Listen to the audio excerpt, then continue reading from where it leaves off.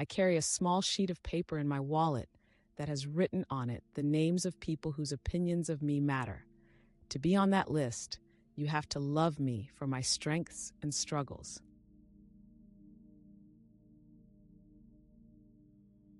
Men walk this tightrope where any sign of weakness elicits shame, and so they're afraid to make themselves vulnerable for fear of looking weak.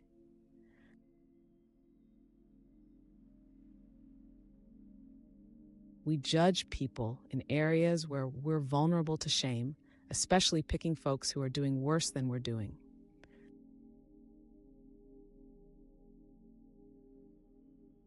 For me, the opposite of scarcity is not abundance. It's enough.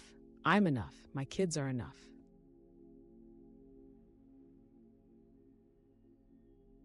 You're imperfect and you're wired for struggle, but you are worthy of love and belonging.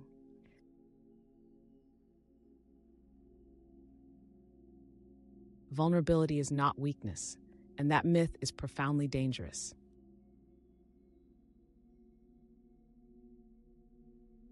When we're looking for compassion, we need someone who is deeply rooted, is able to bend, and most of all embraces us for our strengths and struggles.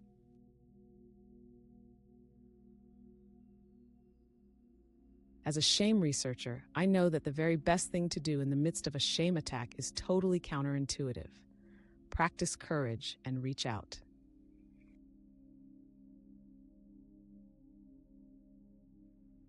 What's the greater risk?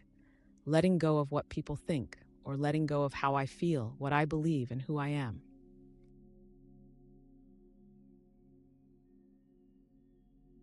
To me, a leader is someone who holds her or himself accountable for finding potential in people and processes. And so what I think is really important is sustainability.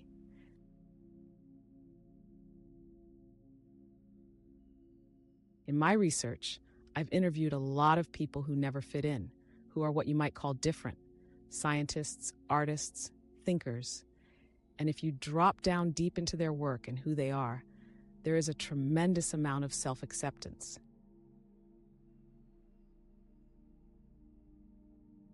When you stop caring what people think, you lose your capacity for connection. When you're defined by it, you lose our capacity for vulnerability.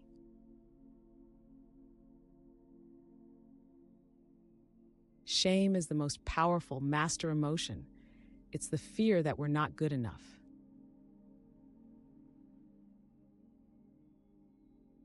I don't have to chase extraordinary moments to find happiness. It's right in front of me if I'm paying attention and practicing gratitude.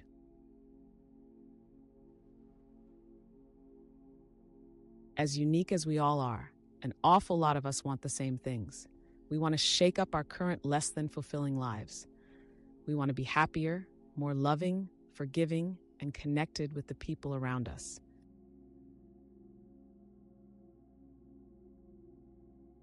Vulnerability is the birthplace of connection and the path to the feeling of worthiness.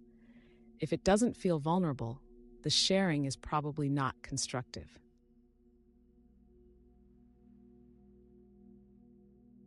Perfectionism is not the same thing as striving to be our best. Perfectionism is not about healthy achievement and growth. It's a shield.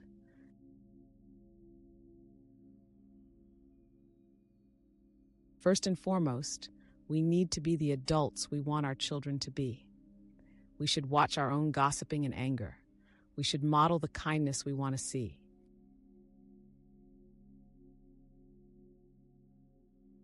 There is no innovation and creativity without failure, period.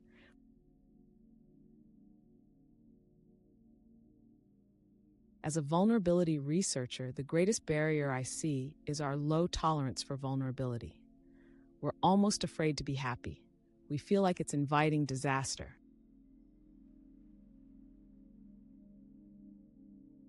It's hard to practice compassion when we're struggling with our authenticity or when our own worthiness is off balance.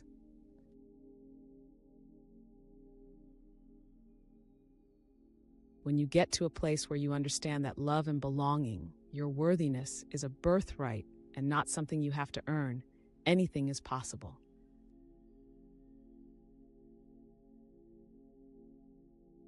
You cannot talk about race without talking about privilege. And when people start talking about privilege, they get paralyzed by shame.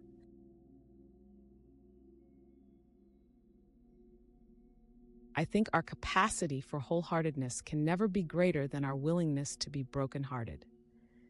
It means engaging with the world from a place of vulnerability and worthiness.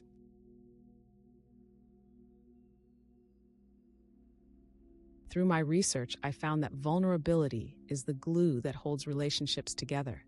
It's the magic sauce.